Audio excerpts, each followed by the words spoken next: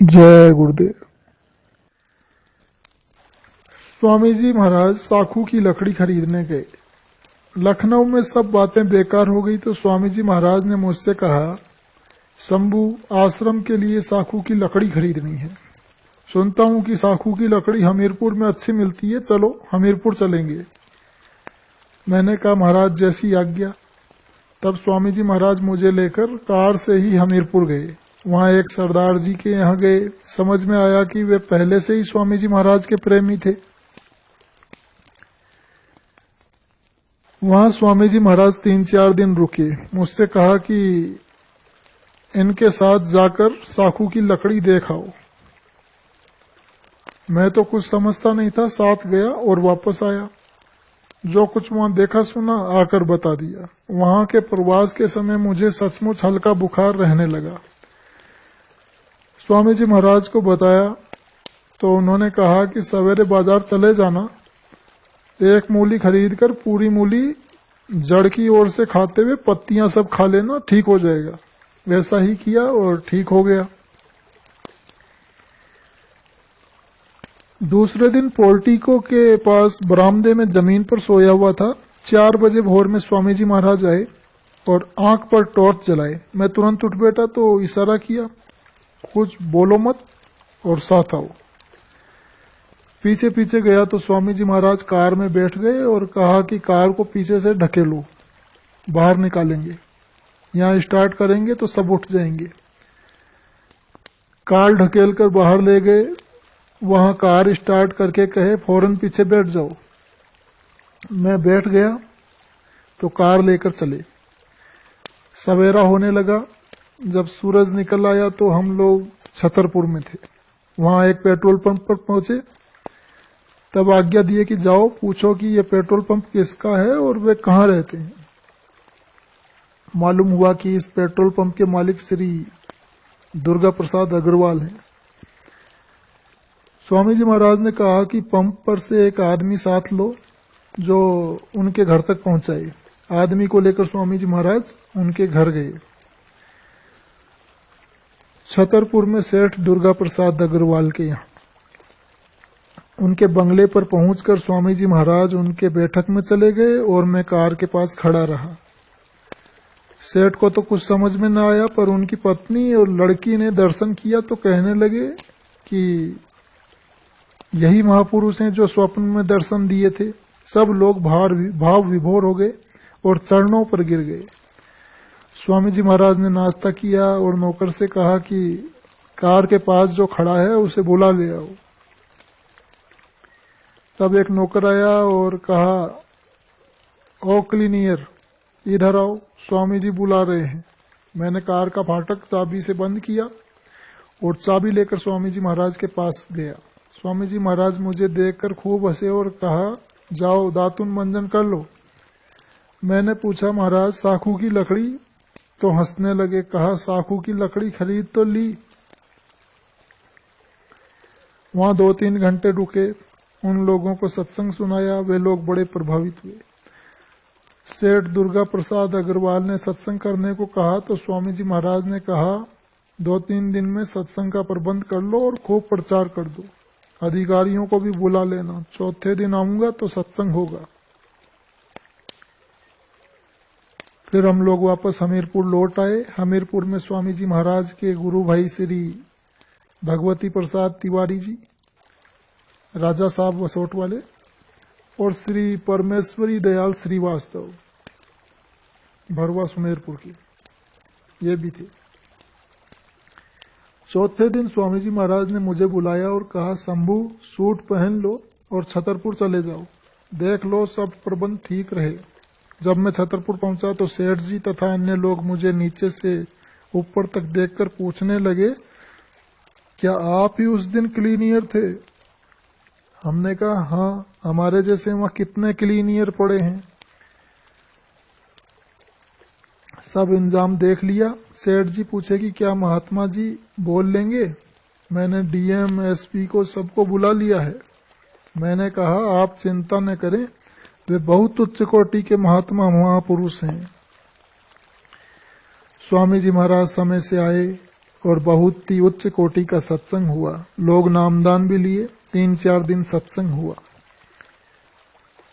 वहां एक वकील साहब थे, उनका यह सगल था, मतलब मनोरंजन का तरीका, कि महात्मा जो भी आए उनसे ऐसी बातें करे कि चिढ़कर नाराज हो जाए तो वे बहुत खुश हों।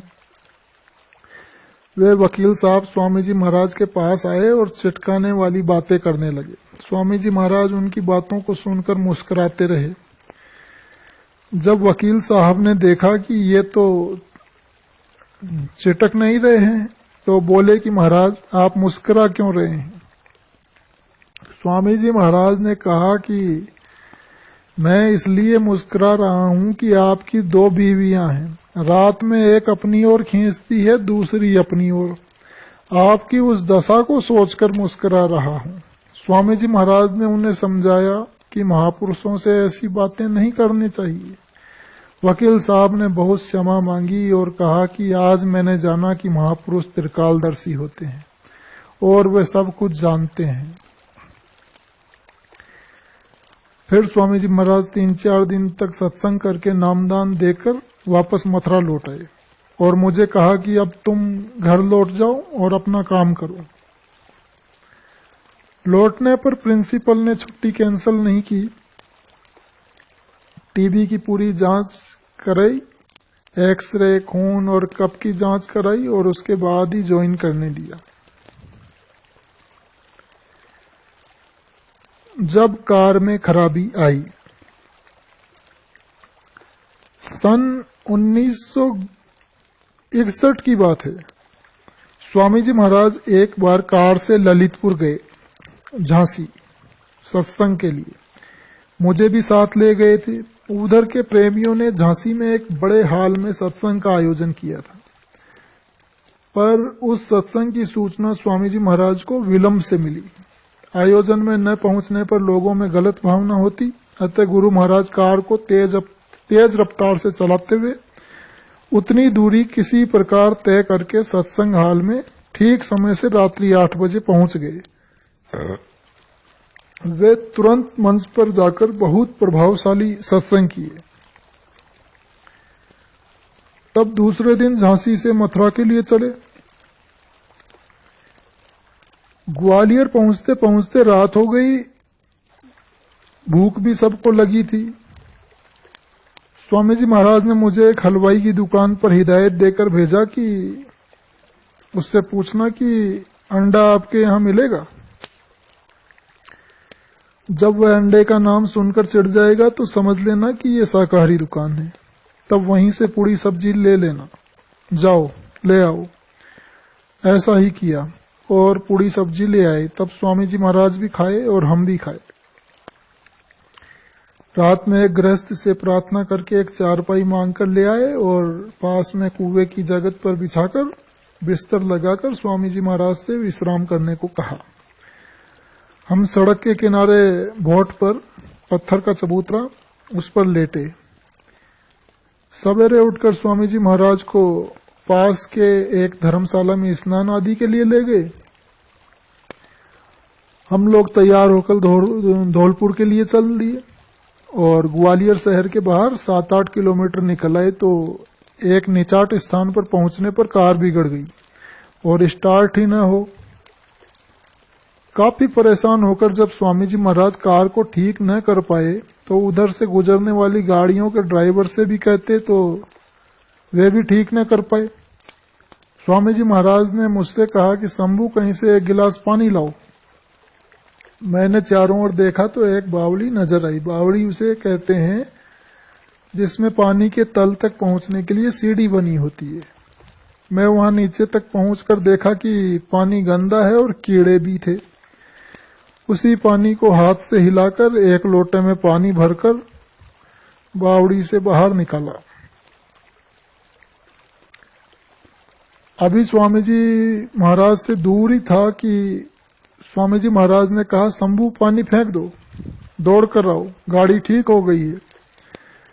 मैं ज्यों ही पानी फेंक कर पहुंचा और गाड़ी में बैठा, तुरंत स्वामी जी महाराज गाड़ी लेकर चल दिए और एक जगह पर पानी का पुरवठ चल रहा था, वहीं रुककर पानी पिया गया। वहां स्वामी जी महाराज ने पूछा, जानते हो गाड़ी क्यों बिगड़ी थी? मैंने कहा नहीं महाराज।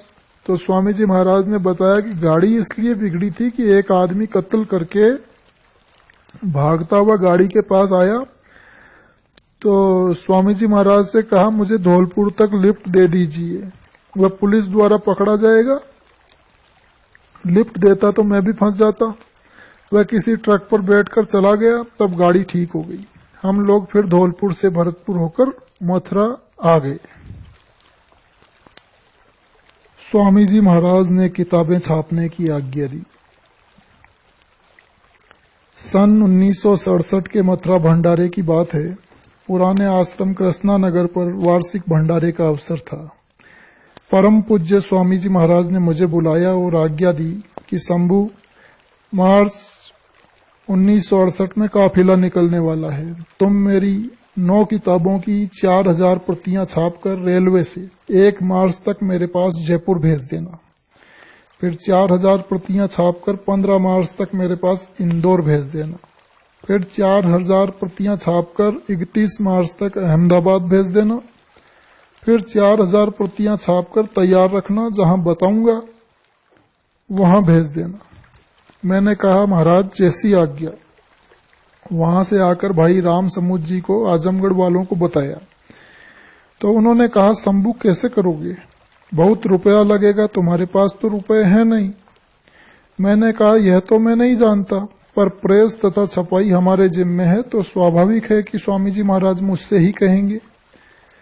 उन्होंने कहा ऐसे नहीं, चलो चलकर स्वामी जी महाराज से कहते हैं कि यह कैसे करेंगे। हम दोनों स्वामी जी महाराज के पास जा रहे थे तो परम पिताजी स्वामी जी महाराज उधर से आ रहे थे। हम लोगों को नजदीक आते देखकर रुक गए और नजदीक पहुंचने पर पूछा कि क्या बात है। भाई राम समुद्र जी ने कहा कि महाराज शंभू से आपने किताबें छापने के लिए कहा है। तो स्वामी जी महाराज कहे कि हाँ कहा तो है। इतना कहकर घूमकर दूसरी ओर चले गए। भाई राम समुद्र जी ने कहा कि कुछ समझ में नहीं आ रहा है, ये सब कैसे होगा। मैंने कहा हम भी नहीं समझ पा रहे हैं कि ये सब कैसे होगा, उनकी मौत जाने। अब देखिए संत सत्पुरुष कैसे अपना काम कराते हैं। दिसंबर में भंडारा खत्म होने पर आजमगढ़ आया। यहाँ एक मारवाड़ी थे जिन्होंने कागज की नई एजेंसी ली थी। उनका 1 ट्रक कागज आया। उन्हें आजमगढ़ में कागज का कोई खरीदार नहीं मिल रहा था। भाई रामानंद वर्मा टाइप बाबू के वे मारवाड़ी मित्र थे। उनसे बातें हुई कि कागज तो बिकवा देंगे, पर वे नगद रुपया न दे सकेंगे, धीरे धीरे रुपया दे देंगे। मारवाड़ी ने पूछा रुपया मारा तो नहीं जाएगा? तो टाइप बाबू ने कहा वे बेईमान नहीं है। यह दूसरी बात है कि रुपया धीरे धीरे मिलेगा, पहली किस्त वे 15 अप्रैल से देने लगेंगे। सौदा तय हो गया।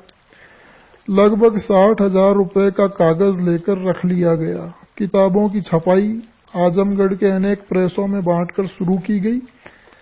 अपने प्रेस में तो दिन रात छपाई होने लगी। एक और मशीन गुरु महाराज की दया से सेकंड हैंड बिक रही थी, खरीद ली गई। शहर के अनेक दफ्तरी किताब बाइंड करने के लिए काम पर लगाए गए। गुरु महाराज की मर्जी से 4000 पुस्तकों की पहली किस्त समय से तैयार हो गई और बंडल बनाकर रेलवे से जयपुर को भेज दी गई। दूसरी किस्त 4000 पुस्तकों की भी समय से तैयार हो गई और वह भी रेलवे से इंदौर भेज दी गई। काफिला चल रहा था। जब तीसरी किस्त छापी जा रही थी तभी स्वामी जी महाराज की आज्ञा आई कि छपाई बंद करो, बहुत किताबें हो गई, बिक नहीं रही हैं। फिर जब कहूंगा तब छापना। काम रोक दिया गया। अब यह इंतजार होने लगा कि बिक्री से रुपया आए तो कागज का, अन्य प्रेस वालों की छपाई का, बाइंडर लोगों का दिया जाए। उधर से केवल 1500 रुपये 15 अप्रैल तक आए। अन्य प्रेसों की छपाई तथा दफ्तरी आदि का पारिश्रमिक आदि अन्य खर्च अपने वेतन से देता रहा, पर कागज का दाम अब कहां से दिया जाए। संयोग से कागज का दाम 3 रुपया रिम बढ़ गया था। मारवाड़ी से बचे कागज वापस कर देने की बात हुई। चूंकि दाम बढ़ गया था इसलिए शेष कागज लगभग 25,000 रुपये का सहर्ष वापस ले लिया, लेकिन 35,000 रुपये कर्ज हो गया। काफिले से केवल उतने ही रुपए आए, अब और रुपए आने की कोई आशा न थी। भाई राम समुद्र जी ने कहा, शंभू बुरे फंस गए हो, कहो तो कुछ सत्संगियों से मदद के लिए कहा जाए। मैंने कहा, भाई साहब मांगेंगे तो स्वामी जी महाराज से, नहीं तो किसी सत्संगी से नहीं मांगेंगे। भाई साहब माने नहीं। सेठ गोवर्धन दास से कहा कि शंभू बुरे फंस गए हैं, इन्हें कुछ रुपयों की मदद कर दीजिए। उन्होंने कहा, हमारे पास कहाँ है, लड़कों के पास है, कहेंगे आप घर पर आइए। भाई साहब मुझे लिवाकर सेठ गोवर्धन दास के घर गए। वहां लड़कों ने कहा कि मेरे पास कहाँ है, रुपया तो लेना है, 1 हफ्ते में वसूल होगा तो 500 रुपये दे देंगे। 1 हफ्ते बाद कहा कि लेना वसूल नहीं हुआ, कहाँ से दें। तब मैंने कहा, भाई साहब देखा आपने, मैं इसलिए पहले ही कह रहा था कि किसी सत्संगी से नहीं मांगेंगे। स्कूल के साथी टीचर लोगों से जीपीएफ से मांगा। मैंने स्कूल के साथियों से कहा कि जीपीएफ से लोन लेकर मुझे दे दें, जो वेतन से कटेगा वह मैं अपने वेतन से दे दूंगा, मेरा काम भी हो जाएगा। जब इतने सारे लोग जीपीएफ से लोन लेने के लिए दरख्वास्त दिए तो प्रिंसिपल ने कहा, यदि विपिन बिहारी आज मर जाए तो आप लोगों का रुपया मारा जाएगा, क्यों दे रहे हैं। तो लोगों ने कहा, आपने उनके लिए ऐसा शब्द क्यों कहा, उन्होंने जरूरत पर हमारी मदद की, इसलिए हम भी मदद कर रहे हैं। इस प्रकार मुझे रुपया मिलता गया और मैं समय से उधार की किस्त देता गया। प्रेस में बाहरी काम ज्यादा लाया गया और ट्यूशन ज्यादा करके आमदनी बढ़ाई, उससे भी कर्ज अदा किया। उन दिनों जो सत्संगी मेरे पास आते वे सहानुभूति में कहते कि देखिए मुसीबत तो बड़ी है, पर स्वामी जी महाराज को छोड़ मत दीजिएगा। ज्यादा लोगों को शंका यह होती कि ये कहां से रुपया लाकर कर्ज अदा कर रहे हैं। उनसे कहता कि स्वामी जी महाराज ने एक जड़ी दे रखी है, रात में उसे लोहे से छुआ देता हूं, वह सोना हो जाती है, उसी को बेचकर कर्ज चुकता करता हूं। एक सीनियर सत्संगी मेरे पिताजी के पास उस समय आए जब मैं ट्यूशन पर गया था। उन्होंने पिताजी से कहा, आपके लड़के ने तो बहुत बड़ी गलती कर दी है, अब तो आपका जौनपुर का मकान बिक जाएगा। रात में खाना खाने के समय पिताजी मुझसे बिगड़ गए। तब मैंने उनसे पूछा कि मकान तो आपके नाम से है, कैसे मैं बेच दूंगा। तब वे शांत हुए। कर्ज की एक किस्त अदा करने के रुपए का इंतजाम नहीं हो पाया तो मैंने पत्नी से कहा, यदि तुम अपना कुछ गहना दे देती तो कर्ज की किस्त उसे बेचकर अदा कर देता, जबान रह जाती, फिर रुपया आने पर गहना फिर बनवा देता। पत्नी ने सहर्ष गहना दे दिया। जब उसे बेचने सेठ गोवर्धन दास के यहाँ ले गया तो आंख से आंसू आ गए कि पत्नी का गहना बेचना पड़ रहा है। सेठ गोवर्धन दास ने आंखों में आंसू देखे तो कहने लगे, गहना मत बेचिए। मैंने कहा, मैं चोरी से बेचने नहीं लाया हूँ, खुशी तथा रजामंदी से लाया हूँ, आप इसे बेचने दें। तब उन्होंने लिया और दाम दिया। कर्ज की किस्त वक्त पर अदा हो गई और जबान रह गई। जब गुरु पूर्णिमा आई और स्वामी जी महाराज गोरखपुर में आए तो बहुत प्रयास करके उनके पास पहुंचा। स्वामी जी महाराज पूछे, क्या है शंभू? तो अर्ज किया कि महाराज बहुत कर्ज हो गया है। गुरु महाराज ने कहा कि घबराओ मत, कोई सड़ने गलने वाली चीज तो है नहीं, धीरे धीरे रुपया आएगा। गुरु महाराज ने दया की, आमदनी बढ़ाई, सब कर्ज समय से चूकता हो गया। मारवाड़ी भाई का जब पूरा रुपया अदा हो गया तब उन्होंने कहा, मैंने आप जैसा सच्चा और ईमानदार आदमी नहीं देखा। गुरु महाराज की दया का अनुभव तो तब समझ में आया जब 4 वर्ष बाद 1968, 69, 70, 71 में धीरे धीरे रुपया आया और तो वह रुपया मेरा हुआ। फिर सन 1973 में बड़ी लड़की की शादी पड़ी, तब तक रुपए आ गए और बिना कर्ज लिए शादी अच्छी तरह हो गई। तब समझ में आया कि इसी कार्य के लिए परमपिता स्वामी जी महाराज ने दया करके यह किताब छापने की मौज फरमाई। सोचा होगा कि यह इस काम को कहां से कैसे करेगा। जय गुरुदेव।